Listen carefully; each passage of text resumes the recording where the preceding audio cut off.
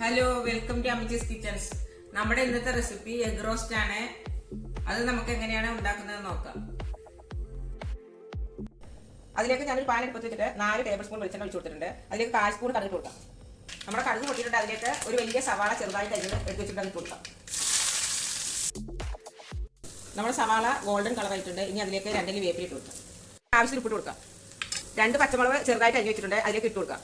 ഒരു തക്കാളി ചെറുതായിട്ട് അരിഞ്ഞ് വെച്ചിട്ടുണ്ട്. അതിലേക്ക് ഇട്ട് കൊടുത്തിട്ട് നല്ലപോലെ ഒന്ന് മിക്സ് ചെയ്യാം. നമ്മുടെ ഇൻഗ്രീഡിയൻസ് ഒക്കെ ബ്രൗൺ കളർ ആയിട്ടുണ്ട്. അതിലേക്ക് 1/2 സ്പൂൺ ഗരം മസാല പൊടി ഇട്ട് കൊടുക്കാം.